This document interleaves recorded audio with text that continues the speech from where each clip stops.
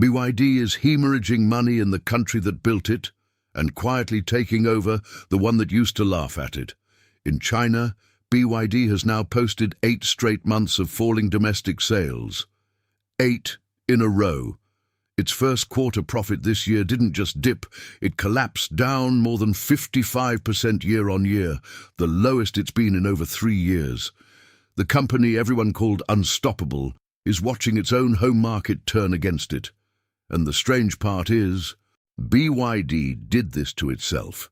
It started the price war, cut prices to grab share, forced every other Chinese automaker to follow, and now the whole industry is bleeding because of it. Average discounts on BYD cars hit a record 10% earlier this year.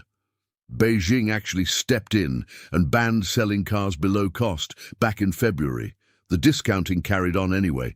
That's how brutal this has become. Across the industry, one analysis put the total damage from the price war at somewhere around 470 billion yuan in lost revenue over 3 years, with average car prices falling more than 10% in that time. Here's the bit that really stings for BYD, though. A huge chunk of its business, roughly 60%, comes from plug-in hybrids. Then the government pulled tax subsidies for short-range hybrids entirely. Overnight, that segment dropped by more than 60%. 60%. In one of the biggest EV markets on the planet, BYD's own market share slipped down to around a quarter, a noticeable fall from just a year earlier. Add currency losses on top of all that. The yuan strengthened, and BYD's overseas earnings, once converted back home, lost value. Last year, that currency swing was a gain, worth close to 2 billion yuan. This year, it flipped into a loss of a similar size. So you've got a price war eating margins, a subsidy cut gutting a core product line, and a currency move working against them, all landing in the same quarter. Even the balance sheet is starting to show it. BYD spent years running with almost no net debt. That's flipped too. Its net debt-to-equity ratio has climbed into positive territory now, partly because Beijing pushed automakers away from those informal IOU-style payment arrangements with suppliers that BYD leaned on for years. The financial plumbing behind the scenes is under real strain, not just the sales numbers, and it's not only BYD feeling it. The whole Chinese auto sector reported an 18% drop in profits industry-wide in the first quarter, with average margins thinning down to around 3%. 3%. That's razor thin for an industry that used to print money. Analysts over there have a word for what's happening. They call it involution. This idea that everyone's fighting so hard for the same shrinking slice that the fight itself is destroying the value of winning it. Nobody's actually getting ahead. Everyone's just getting thinner. Even BYD's own flagship launches are wrapped up in this pressure.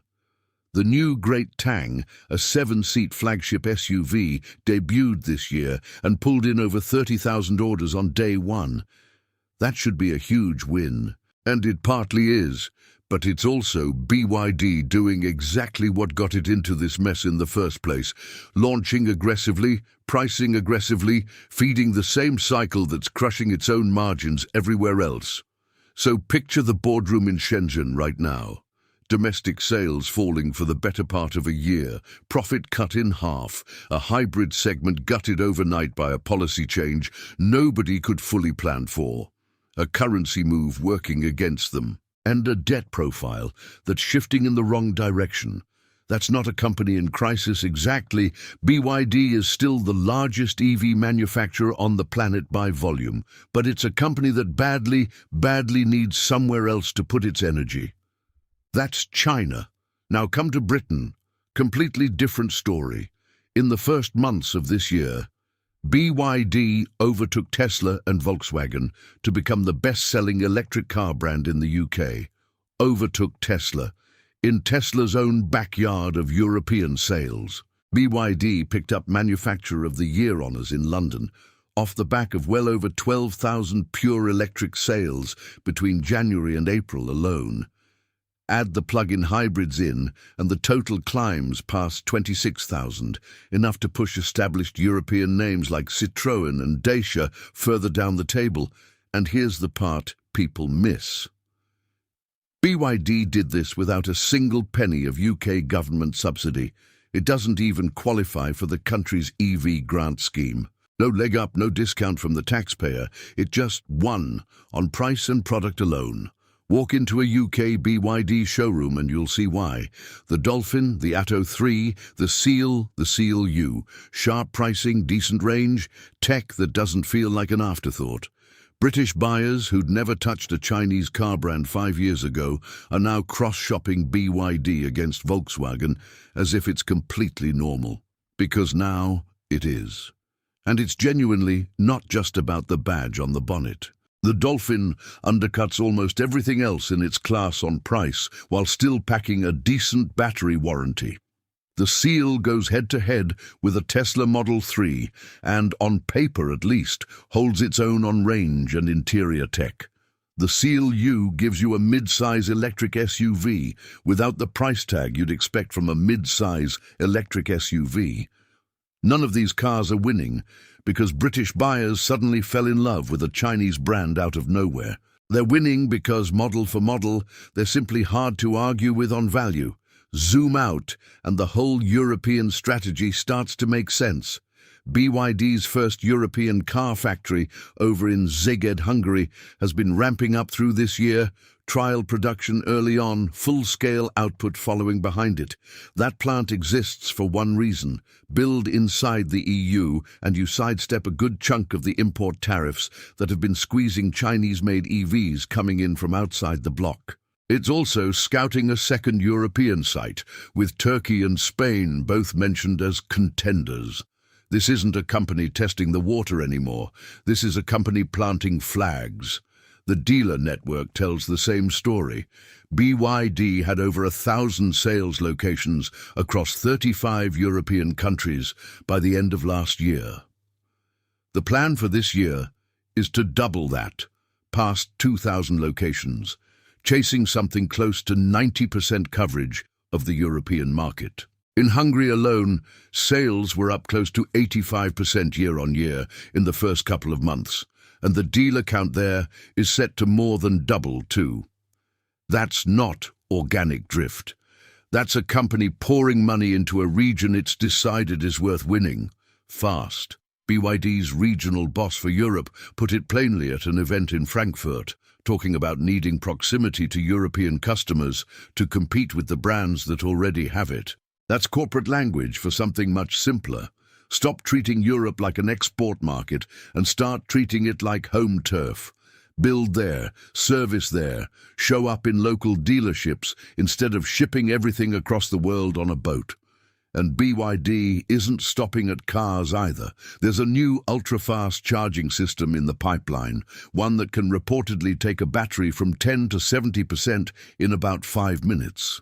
If that rolls out properly across UK and European dealer forecourts, it removes one of the last real objections people have to going electric in the first place: the fear of sitting around waiting for a charge on a motorway services stop. Think about the sheer contrast in mood here for a second. Legacy European brands, the Volkswagens, the Stellantis groups, are pulling back EV targets, delaying launches, playing it cautious because their home market feels uncertain. BYD is doing the exact opposite in the exact same region, building a factory, doubling a dealer network, rolling out charging infrastructure. While everyone else hesitates, BYD is putting its foot down on the accelerator in the one part of the world where it actually can. So while the Chinese domestic operation is bleeding out, the international arm is doing the exact opposite. Exports overall are up around 70% year-on-year. Nearly half of everything BYD ships out the door now goes overseas rather than staying in China. That's the lifeline keeping the whole company's growth numbers from turning negative this year. It's almost like two different companies wearing the same badge. One version of BYD is stuck in a market it broke itself, fighting Geely, fighting Xiaomi, fighting Great Wall, all of them slashing prices until barely anyone's making real money. Some competitors are shipping cars at an actual loss per vehicle just to keep volume moving. Xiaomi alone is reportedly losing hundreds of millions on its car business, working out to thousands of dollars of loss on every single vehicle it sells. That's how ugly China's EV space has become, and BYD is right in the middle of it, both as victim and as one of the causes. The other version of BYD is the one showing up in Britain, in Hungary, in showrooms across Europe, being handed awards, quietly stacking market share while legacy brands hesitate on their own EV plans. BYD's own leadership is still chasing a huge target for this year, something in the region of 5.5 million vehicles sold worldwide, with about 1.5 million of those meant to come from exports, a target that was actually raised partway through the year, not lowered. Getting there depends entirely on whether this European surge can keep outrunning the mess back home, and that's really the question worth sitting with. Can a company keep growing globally while its own domestic market falls apart underneath it? Because right now, that's exactly what's happening in real time, quarter after quarter. Think about what that actually means for a British buyer, though. You're not just buying a car that happens to be cheap. You're buying into a company that's under enormous pressure to make its overseas business succeed because the home market genuinely isn't giving it a choice anymore. That kind of pressure tends to produce sharper pricing, faster model updates, better warranties, all the things that actually benefit you as the customer. Whether that's sustainable for BYD long-term is a different question entirely. But for the person cross-shopping a Seal U against a Volkswagen Tiguan right now, and the timing could hardly be better, it also explains why BYD keeps showing up at UK motor shows with such confidence lately, why the marketing budget feels bigger every few months, why new dealerships keep opening in towns that never used to get a Chinese car showroom at all. None of that is charity, it's survival dressed up as expansion. When your biggest market is contracting around you, every other market stops being optional growth and starts being the thing keeping the lights on. There's also a bigger picture here worth thinking about, past just one brand. BYD is essentially the test case for every Chinese automaker eyeing Europe. Chery is doing it, Great Wall is doing it, Chang'an and Leapmotor are circling the same playbook, local factories, expanding dealer networks, pricing that undercuts the established players. If BYD's approach keeps working in the UK the way it has this year, expect a wave of the same strategy from every other Chinese brand right behind it. Meanwhile, in showrooms across Britain, none of that boardroom drama is visible. Buyers just see a well-priced electric car that keeps beating expectations, and they keep choosing it over Tesla, over Volkswagen, over the usual names they grew up trusting. There's something almost ironic in all of it, too. Tesla spent years being the disruptor, the outsider that forced the old guard to take EVs seriously. Now Tesla's the one getting disrupted in its own category by a company most British car buyers hadn't even heard of 5 years ago. Elon Musk built the playbook.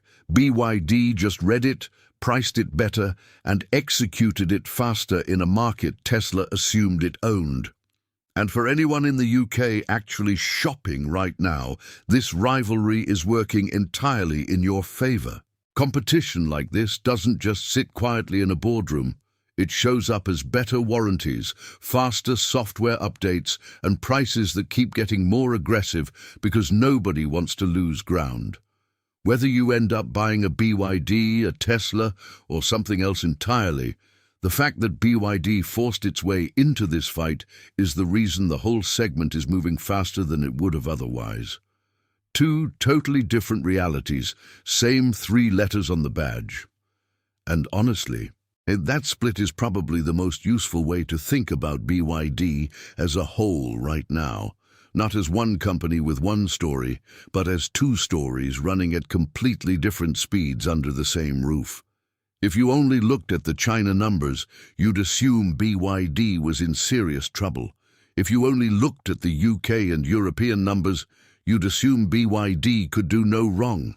Neither picture is the full one on its own. The real story is a company fighting a war on two fronts, losing ground on one, gaining it fast on the other, and betting everything that the second front can outrun the first before the damage becomes permanent. For British buyers, none of that internal tension really matters day to day. What matters is that right now, in this exact moment, BYD has every reason in the world to keep pricing sharp, keep releasing new models, and keep fighting for every single sale it can get in this country. That's not a reason to blindly trust the brand. It's a reason to keep watching closely, because the next 12 months are going to tell you a lot about whether this was the start of something lasting or just the calm before the storm caught up with them here too. Tell me in the comments, do you think BYD's UK and European success can keep outweighing what's happening back in China? Or is this just the calm before a much bigger problem catches up with them? I read every single one. And if this helped you understand what's actually going on with BYD, share it with someone who's been wondering the same thing. Subscribe if you haven't yet. There's a lot more coming on this.